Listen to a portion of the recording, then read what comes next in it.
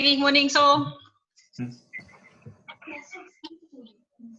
Okay, great everyone. I'm going to kick off. I know we said 9 o'clock and we have got Maggie out of bed at 4 a.m. on her side, Canadian Eastern. So I just want to start by really welcoming you into the room. This is the second day of the JGF Fellowship Summit. And for those of you who joined us yesterday, welcome back. We had a really special opening plenary yesterday. And we had the chance to be able to really get to grips with this idea of wicked problems today. And we were fortunate to have two incredible people to frame it for us. We had Andreas Schleicher from the OECD to really chat through what wicked problems look like from the perspective of data and what are the stats telling us around the world. And that was followed by John Hattie. And John Hattie really referenced visible learning and just some of the pedagogy and the stats to underpin the kind of teaching that's really required. So one of the things I guess that was very exciting for me in this journey yesterday is that both Andreas and John had significant impacts in, I guess, the creation of JGF Fellowship. And, you know, at the heart of what we do is nurture expert teachers that are very innovative and open to looking at future-orientated change in the education space. And Andreas was the one that convinced us that it shouldn't be about technology, it should be about the people. If you go to our website, you'll see he says no education system can surpass the capacity of its teachers. And that really convinced us that if we were going to make a change in what we wanted to do as JGF Fellowship, it is by finding and empowering some of our top students to become our top future teachers and people that can also go in and influence through leadership and entrepreneurship in the education space. And John Hattie had a very powerful role to play with us as well. And he helped us understand and define this concept of expert teaching. And so we were very blessed to have those two individuals, but also even Annie and Lovu, who then was able to speak specifically from an initial teacher education perspective to a very creative South African organization called Instill that are launching their first teaching qualification next year. But specifically what it was and how it came across as someone who grew up in a township in South Africa and what it felt like to be at the other side of those statistics. So it was a wonderful platform to kick us off. And we have two exceptional people that are joining us today as well. And they've played such an important part in our journey. Both Vikas and Maggie were instrumental in the Global Teacher Awards in really kind of promoting this idea of aspirational teaching internationally. And not only at JGF Fellowship being part of those conferencing opportunities in the last couple of years in Dubai, but we also have had the chance to engage with some other prominent people in the Global Teacher Awards, some of whom are on this conversation today, like Wendy Horn, Marge Brown, and for some of you who were part of our webinar in April, we even had Armand that joined us from Canada. So it's incredibly special for us to welcome these individuals here. I'm going to then hand over to one of the fellows, Pilar. And she's just going to give you a little bit of an overview of who's in the room today in terms of Vikas and Maggie and some of those perspectives that they represent for us. So, Pilar, I'm going to hand over to you now. Good morning, ladies and gentlemen. My name is Pilar Lufele, and I am a JGF Candidate Fellow. And it's absolutely wonderful to have you all here with us this morning. So today's session is centered around our Wicked Solutions theme, and we have two absolutely profound speakers joining us. The first being Vikas Pota. So Mr. Pota is the former CEO of the Varkey Foundation, which ran the annual Global Teacher Prize. He has brought about global awareness on the importance of education, but more specifically, the centrality of educators and their profession in creating and bringing about more change in the world. he draws great attention towards the conversation of achieving consensus on the inclusion of educators in determining the strategies of education organizations. For me, if I could use 2 words to describe Mr. Pota's work focus, it would definitely be coalition and advocacy.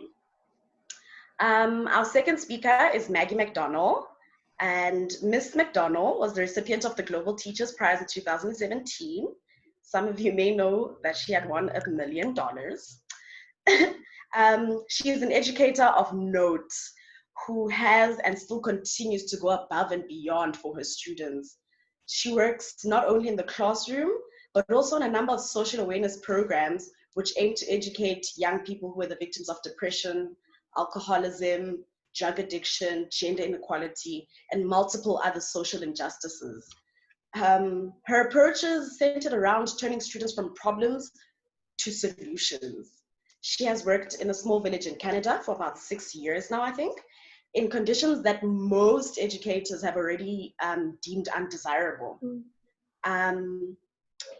One of the most interesting things is when she was asked why teaching, she responded, and I quote, "Teaching represented the ideal way to connect to youth and have the opportunity to understand their realities and design programs to help them reach their goals," which I think perfectly sums up our goals here as future educators and essentially also the goals of JGF. Thanks so much, Pila. Thanks very much for that introduction. So I'm going to then really, without too much further ado, hand over to Vikas. And really the point is today to carry on that golden thread from yesterday, to really be able to connect not just the problems, but the solutions to the possibilities that await us. And I'm really looking forward to really hearing from both Vikas and from Maggie around, what that environment, what that landscape looks like, what those future possibilities are like. And one of the quotes that came out for us when we were determining the nature of the Fellowship Summit this year was the quote by Arundhati Roy that said, there's this new world that's being born, but it's on its way, and on a quiet day you can hear her breathing. And I think those are the nuggets that we're really looking forward to hearing from Vikas and Maggie today. Well, thank you so much to you and your colleagues at the fellowship. My one request is, can we go back to the grid screen? So stop sharing screen so I can see as many of the candidates on here. Thank you so much, Julian and Jeremy. Thank you for this very kind invitation of yours. And I start off by telling everyone that you live in a country which is one of my very favorites. And I have visited quite a few times, and I'm a little bit familiar with what happens there. I also like to acknowledge friends such as Marge Brown and Wendy Horn, who are also finalists in the Global Teacher Prize, who I've gotten to know, and many other teachers. And I look forward to this opportunity and getting to know all of you as well. In the chat function, I've also put in my social handles. Please let's connect. I'd love to continue this discussion and get to know your perspectives, as I find educator perspectives quite refreshing and a proxy for how society is functioning and also living and breathing, as Julian said.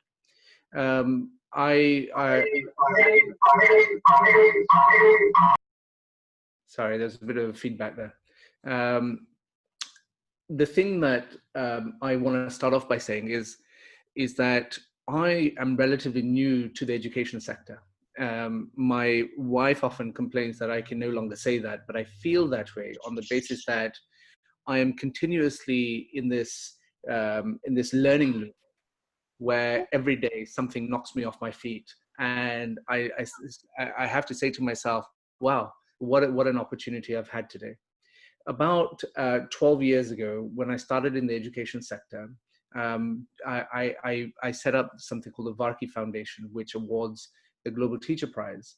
And coming at it fresh and without a background in philanthropy or in education, actually, what I did was that I took some of these wicked problems, Julian, that you referred to, that Andreas and John Hattie discussed with you yesterday. And I started really thinking, well, what are the solutions that are being put forward? as a philanthropy organization, philanthropy-based organization whose role was to support incredible initiatives by giving grants and financial support. I thought it'd be useful just to go and speak to peers and to other third-party organizations and leaders around the world. So if you're in my feet or in my shoes now, what would you do? And so I went to the obvious names, whether they're Save the Children, Oxfam, UNESCO, UNICEF, and so forth, really large organizations who are involved, and we associate them with doing good in the world. And what was interesting was that they would, these are massive organizations, and they would say to you, oh, that's a really great idea that you want to be a philanthropist. These are the different areas. So they would say scholarships, they would say school feeding programs, they would say school building programs, they would say wash programs, they would say girls education, they would say a whole bunch of things. And when I stepped away from these discussions, just to reflect on what I'd heard, after a period of time, I came to realize that actually the one thing that they don't talk about is teachers. And I found that quite curious, given my own personal experience of having gone to school and in my case, having some good teachers, why no one actually talks about teachers and teaching as one of the things that people should invest in. So at that point, I decided that actually I would look into this further. And we started experimenting, doing things that, around the teacher space and tinkering actually, just to get the lay of the land and just to get a feel for what I had been postulating in my mind, at least as interventions. And so our journey actually started, and you wouldn't know this, in South Africa, where, with UNESCO, we funded a large teacher training program in Gauteng, as well as in Kenya and India. And from there, we started learning. Now, the thing that I want to tell you is that in many parts of the world, in fact, I would probably say in the majority of the world, we know about all the statistics related to children being out of school. We know that in terms of learning outcomes, we know that there's at least 500 million children today who go to failing schools, and failing defined by governments and not by an independent or a third party. These are government statistics. In a global population of 7 billion people, 500 million are in categorized in failing schools. And you just think these are wicked problems, right? Because we invest a huge amount of taxation revenues in the education sector, and yet we are getting some sort of, we're not seeing the intended results that we so desire. And so that leads me to again, the same quote that you used, Julian, by Andreas, which is, no education system can outperform the quality of its teachers. And it makes me think in terms of, well, okay, what is it that we do? Now, in the teacher training, teacher capacity space, the one particular area that intrigued me was the social status of teachers, and in relation to the status of other professions. And so in 2013, I decided to actually do an international study called the Global Teacher Status Index, where we looked at that time 21 countries, and in 2018, because we said we'd do it every 5 years, almost 40 countries. And what we did was we polled, independently polled 1,000 ordinary folk on the street as to what they think about the teaching profession. And what we found was actually only in the first instance was only in China were teachers seen in the same regard as doctors, as an example. And then in the later edition, only a couple of other countries, I think there were Malaysia and Russia, actually added to China, who saw teachers in the same high esteem as they would perceive doctors to be. The first time around when we did this study, it did make you think in terms of, well, today, if I come from Indian heritage, and our culture is quite well known for, and my mother still rues at this, that I didn't become a doctor, an engineer, or someone, or an accountant even. And so, you are constantly reminded that, oh, hold on, those are high status professions. But, we want to try and change the conversation to, well, why isn't teaching up there? And so the thing that came out of the Global Teacher Status Index was the Global Teacher Prize.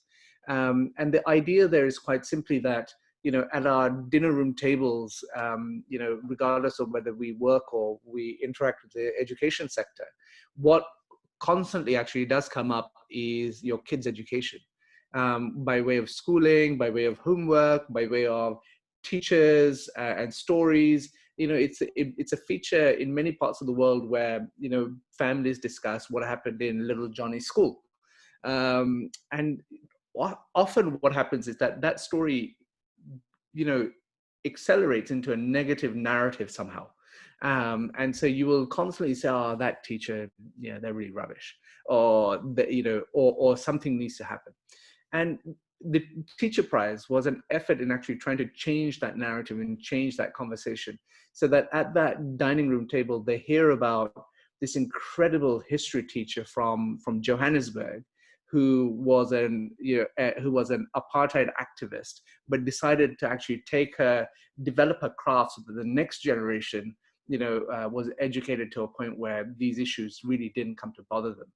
Or you see someone like Maggie, who decided very consciously to go work in the Canadian Arctic, where the average tenure of a school teacher is 6 months. She lasted 7 years. And so a whole, raft of various social issues that she had to contend with, apart from just teaching and education. And so when you populate the narrative by these incredible stories, what does happen is you provide the opportunity for people to celebrate or to acknowledge teachers. And I think that the pandemic has resulted in, it obviously resulted in school closures that has ultimately led to parents, having to pay a lot more attention to their children's education. That I think the level of respect that there is for teachers, or at least an understanding that teaching is a profession that is intellectually demanding, has risen. So, the silver bullet, like I tell everyone in education, whether we talk about technology, whether we talk about any different aspect, or any of these wicked challenges, the issue that I think, or the solution that we need to put forward is to invest in the capacity of the teaching profession, and to make sure that we as education leaders who are convened over here today, also step up and advocate for the profession becoming more attractive to the next generation to join. So that, by way, is some background to what I've been doing, and I think is a solution to some of the wicked problems that we have. I want to ask this question, and can I ask everyone to turn on the cameras, please? Because I want to see your faces as well. And I want to do a poll. So if you could turn on your videos, please. Julian, as host, you may need to just unblock some people, possibly. Okay, sure. Right. So the question I want to ask, and it's a quiz that we'll do. Okay. So the wicked problems that we have, and I just want to get a sense of what you think the number is. So, the world decided actually in the year 2000 that they would work together and coordinate for the achievement of this education for all. And when I say all, I mean all. And in the first 15 years, these were called the Millennium Development Goals. And the focus was very much on access, to make sure as many kids get into school as possible. In 2015, the world decided that actually these MDGs would morph into the SDGs, which are the Sustainable Development Goals. And goal number 4 of 17 is to do with education. Now, these goals, the shift came from access to quality. Now, when you look at, we want to, by 2030, in 10 years' time, to make sure that the quality of education, the standard of education has improved the world over. One of the key things that we need to do is actually look at the teacher workforce, and there's a recognition of that in the target as well. The poll that I want to conduct today is, to achieve that goal of a quality education for all. Do you know how many teachers we need to recruit between 2015 and 2030 to achieve that goal? Okay, so how many more new teachers do we need in this world to make sure that we achieve that goal? So the poll is very simple, and we can use the chat function as well, if that's okay. So the first option you have is that of, do you think the number is 100,000 to 1 million? If you do, put your hand up. 100,000 to 1 million. If we had 100,000 to 1 million teachers, we would achieve SDG 4. Okay, I'm just going through all these different cameras and pages. There's not too many of you who've agreed with me on that. Okay, so is the number 1 million to 5 million new teachers required in the next 10 years to achieve that goal? Put your hands up, please. Again, I'll do a quick scan of all the different rooms that we have, or all the different. Okay, there are a lot more hands up. A lot of cameras still not on. That's okay. All right. So then I'll go to the next one. Do you think the number is 5 million to 10 million new teachers? You guys are real pessimists, huh? Put your hands up. Put your hands up. Quickly have a look. Okay, left hand. There were more hands for 1 to 5 million. Friends, let me just tell you one thing. The number actually is 69 million new teachers required between now and 2030 to deliver SDG 4. I'll repeat, 69 million new teachers required. Now, if that doesn't stun you, and the scale of the challenge that we have, nothing will. So SDG 4, in many respects, can only be accelerated if more people like yourselves who are considering teaching actually step up and say, this is the profession I want to join. Because without that, I guarantee you that not just SDG 4, but none of the SDGs will be achieved, because we believe quality education is the bedrock and the foundation for the achievement of all sustainability. And so that's something that I wanted to make sure that we understood, is the challenge that we face. Now, Julian and Jeremy in particular have talked about some wicked solutions that they want to present, or they want us to present. And I'm sure Maggie will speak to this in spades, and she's absolutely more qualified, to do so. Over the last, like I said to you, about 15 years, I've had the opportunity of luckily meeting eminent people around the world, including your president, including, leaders of all types. And the first thing, and there's 3 lessons actually that I'd like to leave you with as solutions.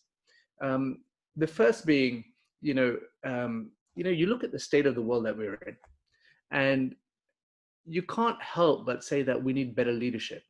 But what does that actually mean, right? We need, of course, everyone, it's motherhood and apple pie to say we need better leadership. But what does that look like? And how do we create it? And it's one of the questions, I know that we're going to have breakouts before this conference finishes. And it's one of the questions I'd like you to think about.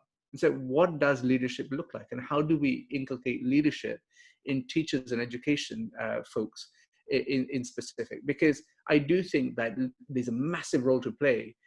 We as friends have, and people in education have a leadership role to develop and to play and contribute to make sure that ours becomes a better place. The second thing was a story that I heard, which was quite also very interesting. And again, it speaks to my experience, and that's why I found that it landed well when I heard it, which was, President Obama last year, I had the good fortune of meeting him. And I know that I'm name dropping and everything, but it's important that you understand the context of what I'm going to say, which is, he was, after a president finishes their term, they go on a speaking tour and they get invited to events and that kind of thing. And I was lucky enough to be invited to one of these events. And I was sitting in the audience. Of course, we were all very excited because he was a very charismatic man, unlike the current resident of the White House. And what I found was he said something that absolutely knocked me off my feet. So the president of the United States is often the most powerful person in the world. They have all the levers that they need to pull to make sure that much good can happen in the world. And so the usual levers they have, especially those in public office, are the levers of policy making and policy formulation. And for them to actually have wide systemic impact, is much easier than all of us. And so and I'm a big believer in making sure that we have good policy when it comes to education and the world, because I do think that politics is important in that regard. So what he said absolutely floored me. He was asked a question in terms of, Mr. President, what is the key lesson you've learned, as being president of the United States? And he said, the one thing I know now, and I can only say now, policy no longer moves the needle. And I was stunned. My jaw dropped. This is the president of the United States saying that his job doesn't matter anymore. And so it challenges everything I heard. And then he continued. He continued to say, I think the only thing that moves people and moves the needle today are stories. Now, I just stop there to make you think about that. So policy no longer moves the needle, but stories do. So when I think about that, I think about us as teachers and us as education leaders and engaged with the next generation in such an active manner. We have in every classroom 30, 40, 50 kids and stories that we could tell, and stories to amplify the importance of education. And so we really need to think about how we sharpen up our skills, our storytelling skills. And what I mean by that is not just within the four walls of our classrooms, but also in the outside world, and how we engage with family, how we engage with community. I think it's fairly fundamental in terms of in any profession, including ours, so that people pay attention to what we are. We are moving into a world where education budgets are being cut because of the pandemic, and governments have had all this growth stimulus put into the economy, and they now have to claw that back. And the thing is that the only way that we keep education on the radar is by reminding people about its importance. And the only way we can remind people of its importance, if all of you and all of us actually make that a concerted point of our day. And that's where I think this whole point about advocacy comes in. We have these tools, like I said, even my friend Marge uses Facebook. And I don't say that in a belittling way, Marge, please forgive me. But what I mean by that is that, everyone has to be savvy when it comes to the media sector, and savvy in terms of the use of these tools that are at our disposal. Yes, we can have a negative view on what social media platforms do, but nonetheless, we have this opportunity. And actually, we have what it takes to tell these stories, because when you stand in a classroom, what do? You convey stories so that kids learn, and so it's a process of also educating the public en masse, and think about advocacy as a big thing. The second thing that the third story I want to share with you is to do with there's something called the World Economic Forum, which Cape Town hosts every few years. And actually that was the last time I was in your beautiful country. The founder of the World Economic Forum is this 80-year-old gentleman, Swiss-German gentleman called Klaus Schwab. And Professor Schwab, in a meeting in Davos, which is this Swiss mountaintop resort where every year hosts this summit, this powwow, what they do is they pick 6 co-chairs of this event. And normally these are CEOs and chairmen and very important influential people. That year, what they did was they picked 6 young people to be the co-chair of the World Economic Forum annual summit. And when you pick these 6, they come from all parts of the world. But one of them was a refugee from Kakuma refugee camp in Kenya, a guy called Muhammad. And in this room of about 100 people, of those people that are upwardly mobile, successful business folk, who have resources, who run businesses, and have a lot of wealth. Mohammed turned around and said, listen, after 5 days, all of you are going to go back home to your comfortable lifestyles. I am going back to a refugee camp. Professor Schwab, how do I make the most of these next 5 days so that my reality and the reality of my people changes? Now, Professor Schwab is a sharp intellectual man who has been around the world and met a lot of people. And he, and Davos, the town and the event, is actually an amalgamation of not just one event, but many events where there's about 10,000 corporate leaders and leaders from around the world who come to this thing. And he turned around and said, look, this thing has grown so much that even I don't know what actually happens during these 5 days, because it's just humongous now. It's 50 years we've been doing this. But he said, but I do know one thing. And that one thing is, I think the future belongs to those people who are able to stand back a little bit and actually connect the dots between various things and explain that to people. So my third lesson is about your ability to actually connect the dots for other people. And you do that in your classrooms already. But just stand back a little bit and connect the dots for the parents of your children. Connect the dots for your communities. Connect the dots for your city. Connect the dots for your country. And connect the dots for humanity. And that's what's required, I think, of the teacher workforce. So 3 things: leadership and leadership development. The second point was regarding storytelling and sharpen your tools. And the third point was about connecting the dots. And so I'll stop there, Julian and Jeremy, with this opportunity that you provided me as to what are the solutions in my mind about what we as education leaders need to do more of. And I actually conclude by asking you all, because I've talked about storytelling, to actually, take out your mobile phones, go onto Twitter, go onto LinkedIn, go onto Facebook, connect with me. And that's your first step in terms of if you haven't already done so. Because it's through these media that we actually will change the world. And we need to raise our voices and make sure that our perspectives are heard. On a final note, I should also speak a little bit about World Education Week that's coming up in October. And it's an endeavor that your fellowship and our organization has decided to embark on together. And the idea really is very simple, saying that the goal that I mentioned, the sustainable development goals that I mentioned, it's very easy for us to sit there and criticize government and criticize the United Nations for not doing enough, and actually slowing on their commitment to achieve this goal. Actually, my view is very different. I think that big decision makers in government have played their role. They've contributed. It's so difficult to align so many countries to goals. And so by the fact that a goal has been set on education, I think it's a great contribution that they've made.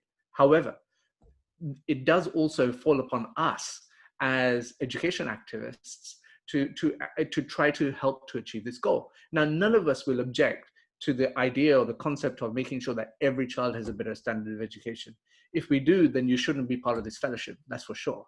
Now, in this regard, how is it that, what role can we play?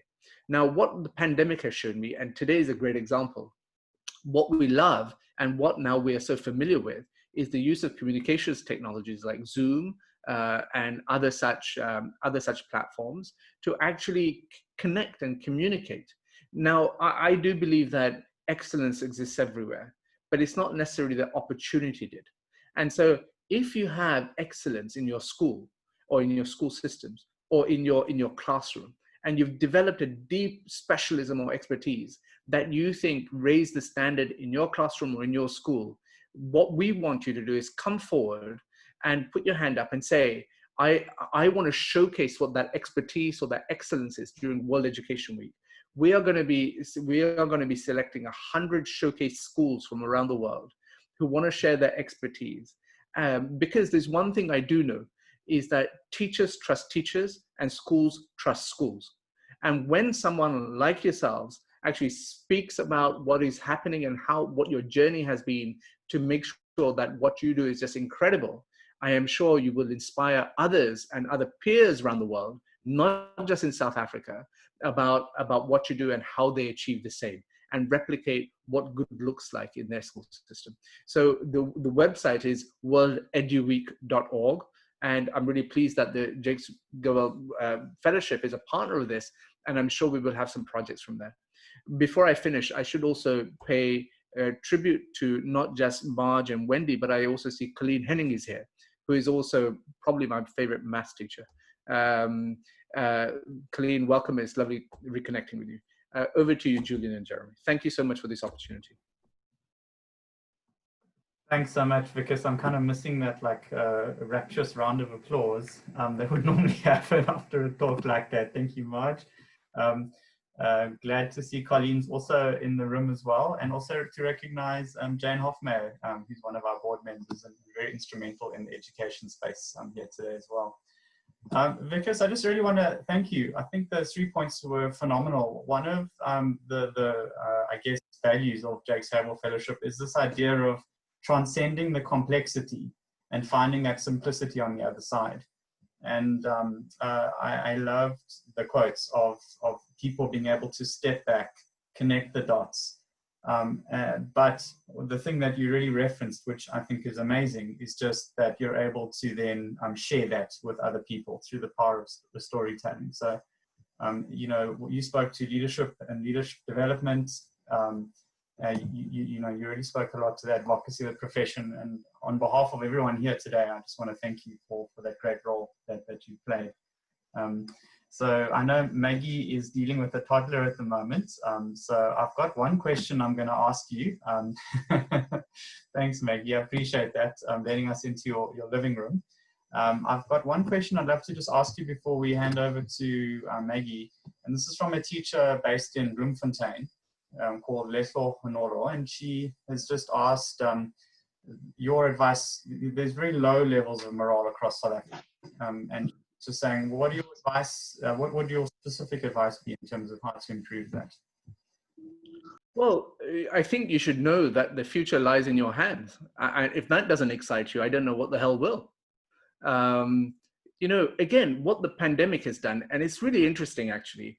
You know, we've been fighting for this teacher voice for so long, and actually what's been found because of the pandemic and the absence of thinking from policymakers actually, and an admission and welcoming by them actually, it's not as if we've taken it to them. They have invited into this world, and what they've said is, we trust you. And when they say we trust you, and all the innovation that's come as a result of it in terms of to deal with the effects of the pandemic, I think shows the contribution that teachers perform on a daily basis to a wider group of people. And that fills me with a lot of optimism, because that optimism ultimately leads in a total absence of people knowing what to do. You too have an equal chance of influencing what happens in your system. And that to me is a very exciting thing. And so I would say to this teacher that, you know, there's all to play for, and think wider than just your classroom. And I think if you do that, then you know, your experience will benefit just so many more. Thanks so much, Vikas. I hope you're going to take that to your heart, Leslo Honolo and Bloemfontein. But I know there are many teachers in South Africa that could do with a bit of a morale boost right now. Maggie, I see there's two of you in the room.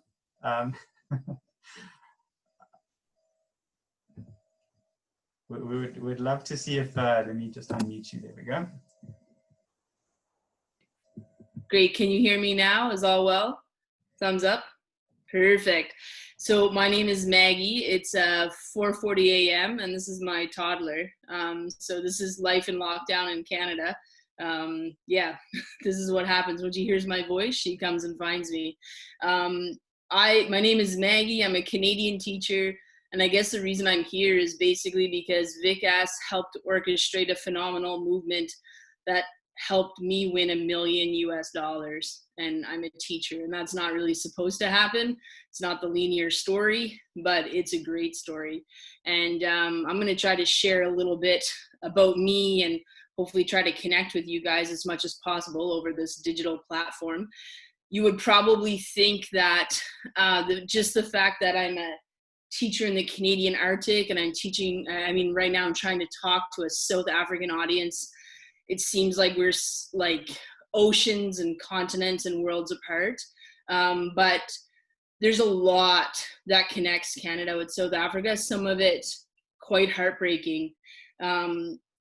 South African officials used to regularly visit Canada to learn about how we as Canadians were dealing with our Indigenous peoples, because Canada set up the apartheid well before South Africa did. I'm coming from Canada, and most people who are not that familiar with our history don't know that we've had Indigenous people on this land called Canada for well over 15,000 years, and who argue that they've been there since time immemorial. But as European settlers arrived, there was colonial attitudes that also arrived, and all sorts of injustices. And Indigenous peoples in Canada have been incredibly disenfranchised, subject to so much colonization, subject to so much social injustice. They largely live on what we call reserves, which is what the South African officials were coming over to visit when they were at that point sort of designing or launching their own apartheid plans. For generations, at least 400 to 500 years, they've been through government programs losing their language, losing their culture, getting displaced from their lands, losing their worldviews, and being dominated by largely like a white settler population. We're sort of now at a point where we're starting to talk about that, and within maybe the last 10 or 15 years, there's been some federal level apologies about all the injustices, and we're starting to use, these key terms like reconciliation and et cetera. And so hopefully we're starting to move in the right direction. But as myself, I'm from a white settler heritage.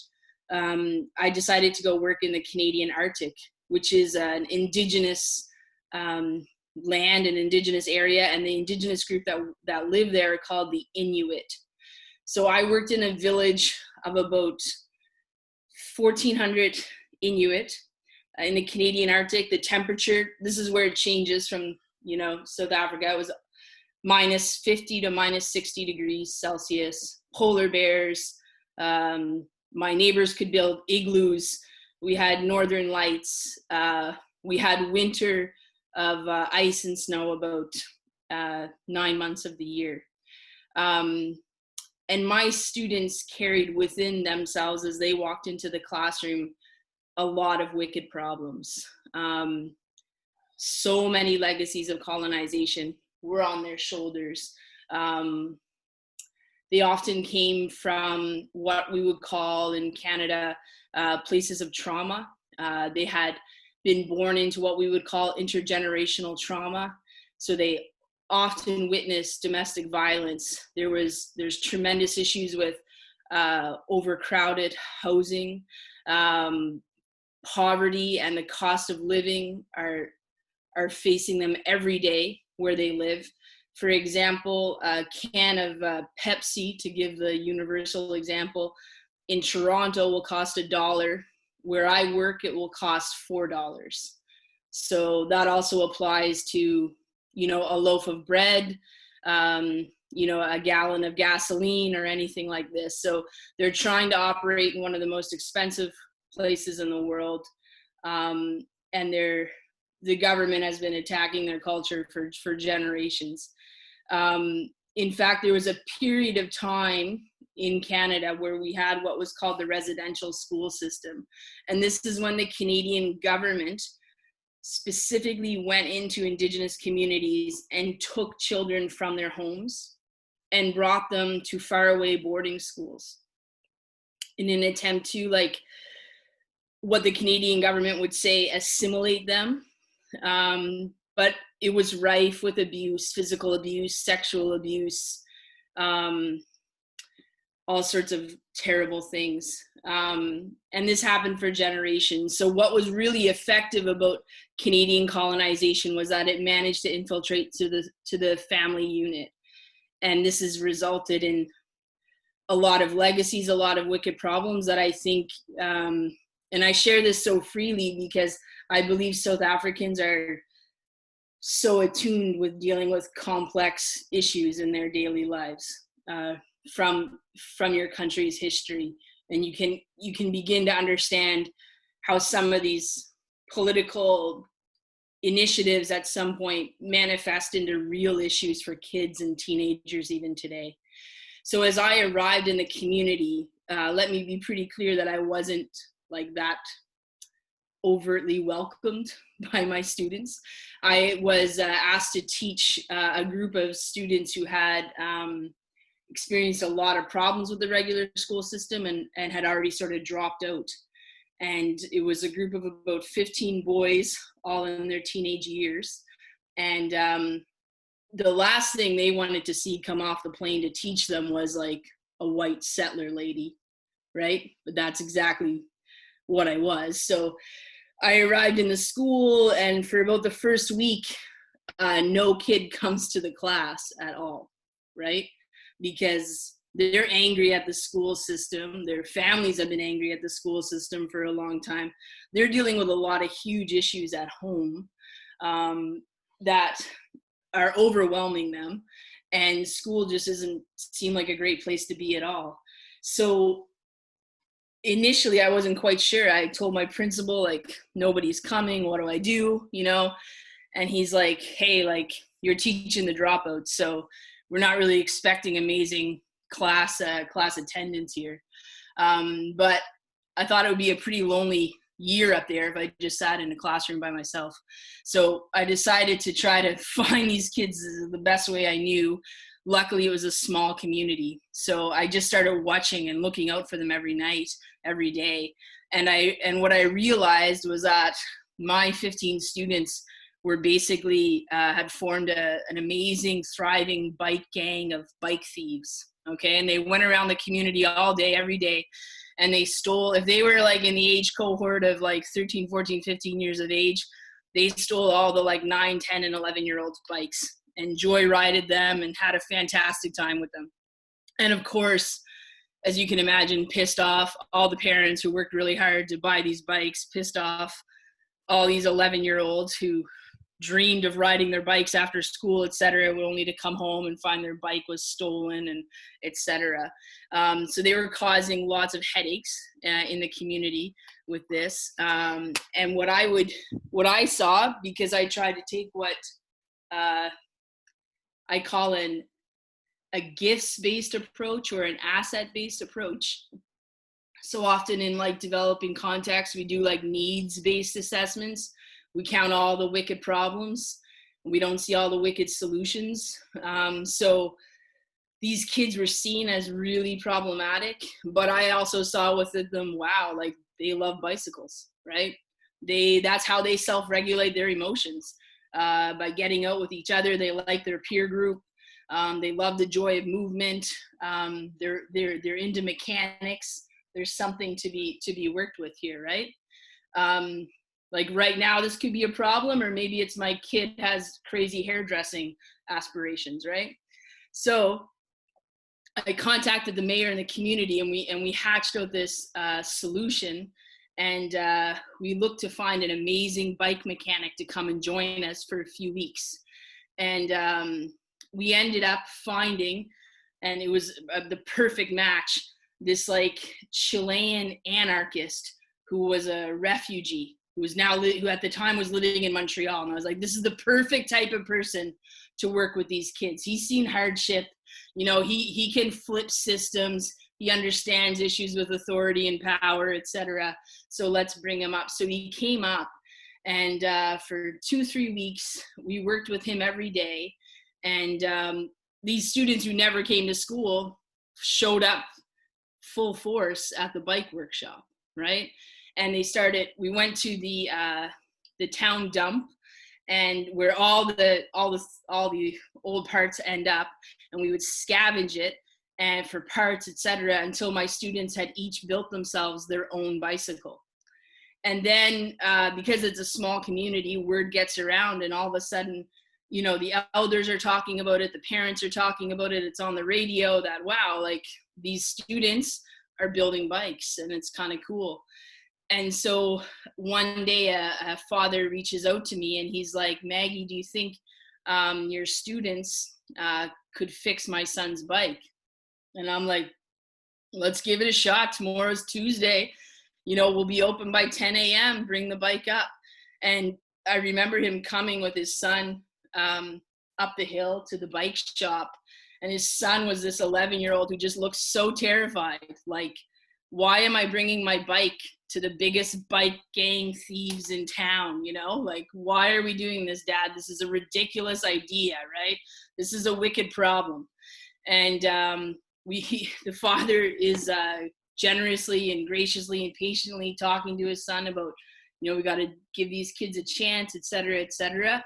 And they show up. My student fixes the bike, just does an amazing job, gives it a tune-up, patches the tire, paint job, new brakes, new gears, like, you know, oils it up, everything. And in that moment, what he did was he didn't just, you know, demonstrate knowledge that now he's a great bike mechanic.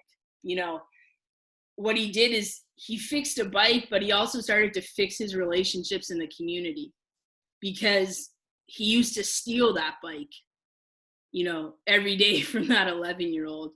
And now here he was giving it back. And I think I share this story to try to tell people what my teaching looked like in the North. You can see from it that it doesn't look too standard or typical.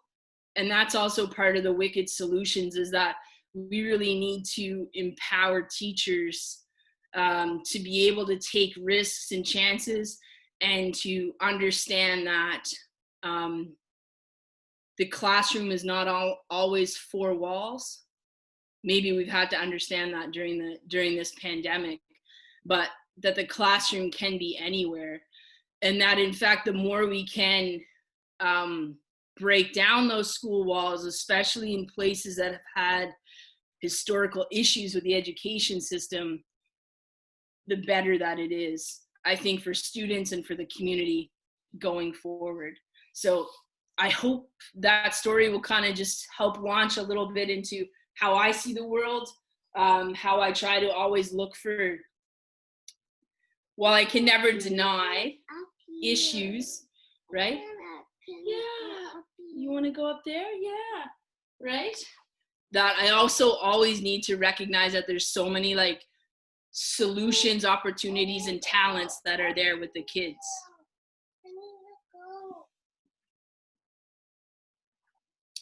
I've deposited the toddler off to the side coach here, so we'll see how it goes now. But I open the floor to questions or any type of engagement. Thanks so much, Maggie, and especially for allowing us into your living room. I appreciate that very much. You know, I think Vic has made such a great point around, it's not about policy shifting the needle, but it's, you know, teaching is such a human-centered space, and I think your stories definitely resonate very strongly with us. So I really, really appreciate you sharing that with us, despite the 10,000 kilometer gap between us. I think there's definitely so much more we have in common than we don't. I'm going to see if there are any specific questions right now. If we've got one question, that would be great. Maggie's also got an excellent question that she would love us to reflect on in the breakaway groups. We're going to break away for 10 minutes, and Vikas has also given us two really interesting questions too. And I think that's just a powerful way for us to engage with some amazing stories and points they've given us today. Are there any specific questions that anyone wants to ask? I know there's been some great chats.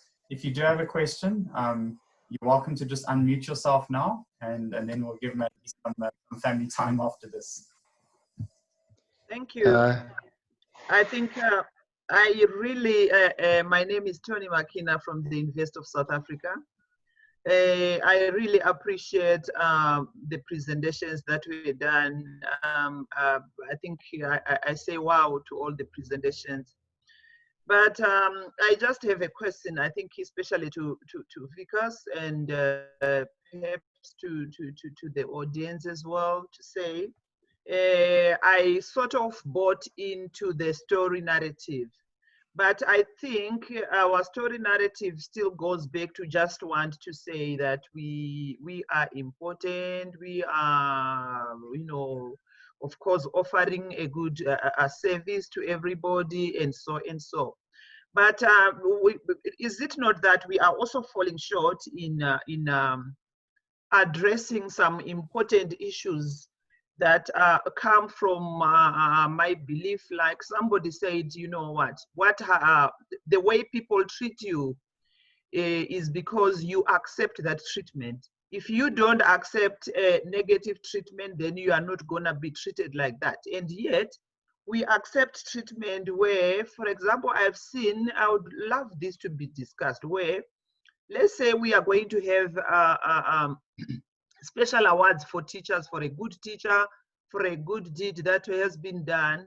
What we do, we accept awards from somebody who has got high pass rate, perhaps 90 out of 100 students who have passed. I'm just giving an example. Yet, we are not accepting an award, perhaps a very first-class award for a person like Maggie, where perhaps she has got only 1 or 2 or 3 students in the class who have passed out of the 100, but is a great, fantastic teacher.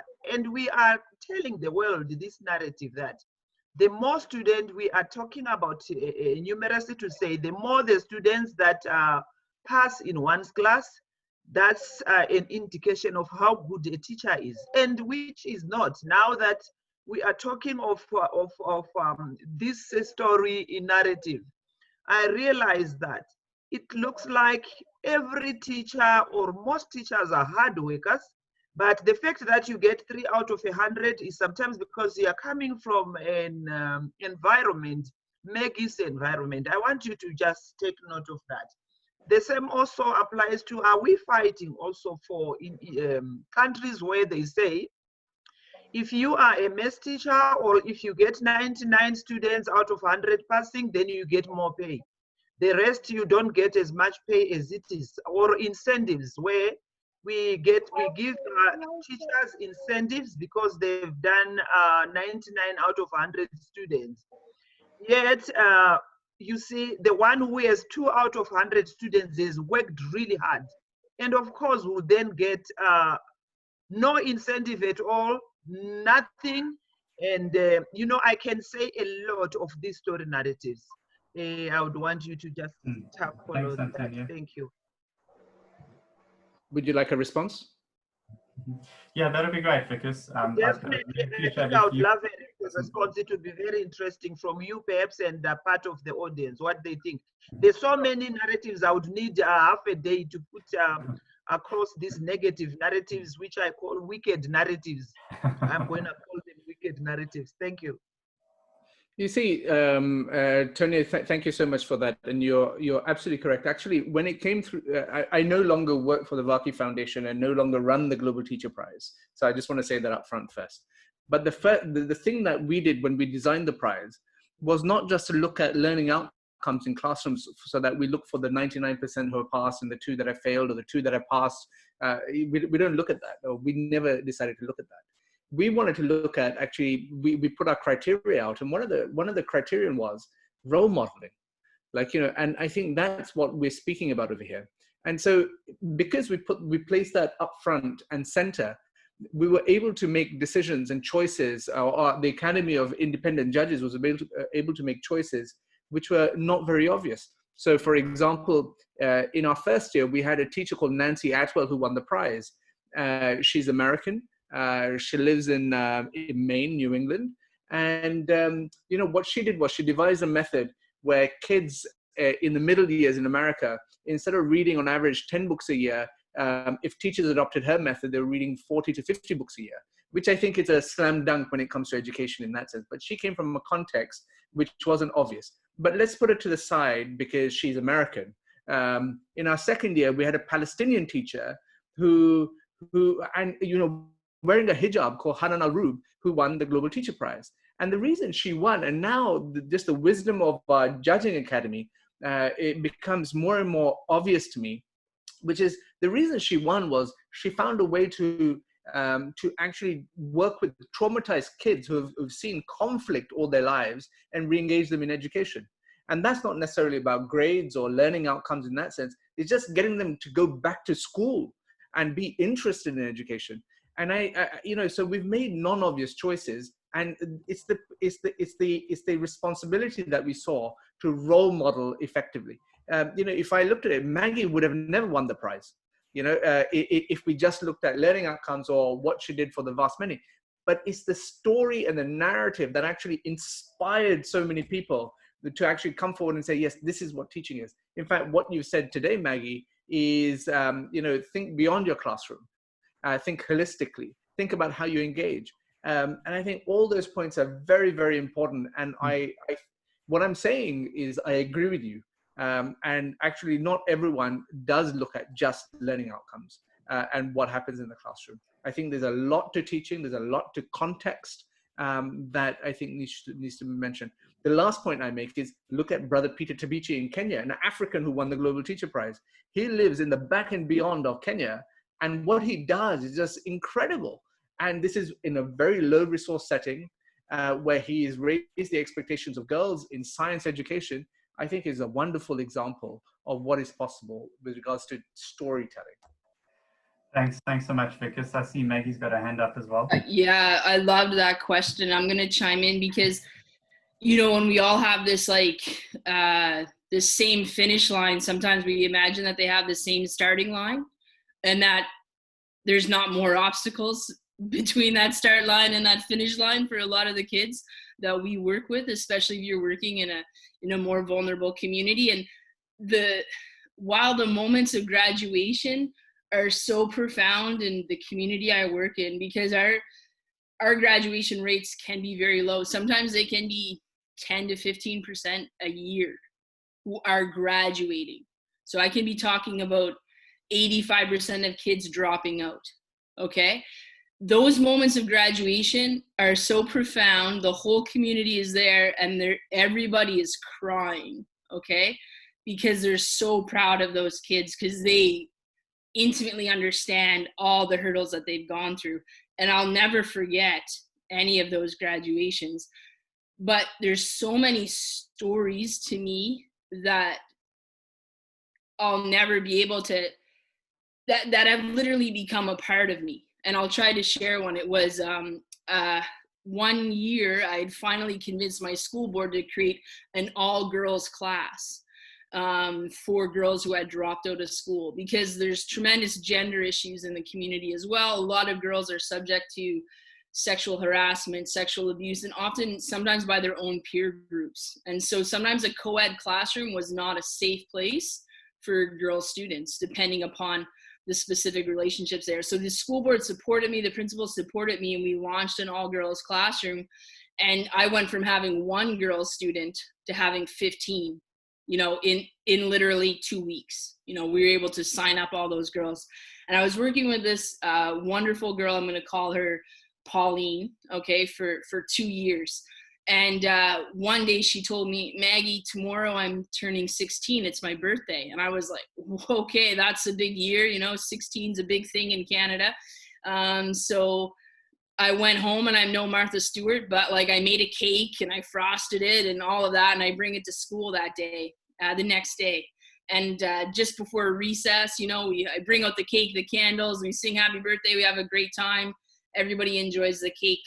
The bell goes and everyone runs out for recess or lunch break. And she pauses and she comes to me one-on-one, and she thanked me so much. And she said, and I didn't bring this up in my opening, but the biggest challenge we have in the North due to all these colonial legacies is suicide.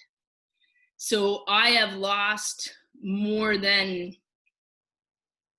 probably 40 young people to suicide in my 10 years in the North. And she said to me, Maggie, thank you so much for the birthday. She's like, I never thought I would be 16. I never thought I would get here because I lost my mom to suicide, because I've lost my brother, because of all of these things, having for her lost probably well over 50 friends, that to get to 16 was like a graduation for her, you know? So often, unless we tell these nuanced stories and we don't just look at data, we can't understand the profound effect teachers have, you know, on kids' lives, because it isn't always just about, you know, the result on the national test, for example. So I totally appreciate that question. I thank you for bringing it up. Yeah. Thanks so much, Maggie, and thanks for that great question, Antonia. I'm going to close the questions right now. We're going to break into small groups and say goodbye to Vikas and Maggie. I just obviously want to highlight one of the big things that Vikas did mention, that Jake's Gerwel Fellowship are partnering with T4 Education and Vikas Pota in the Global Education Week. So that's something we're super excited about. And we have been in contact with schools, and we'll be in contact with more schools. Really, really excited to play in this global space. Maggie and Vikas, it's been incredible to have you today. Thanks very much for joining us, and we hope to be in contact with you soon. I'm going to hand over to my colleague Carla. She's going to split us up into breakaway groups. We're going to have around 10 minutes just to wrap these conversations up. Maggie and Vikas have given us 3 really interesting questions that are in the chat group, and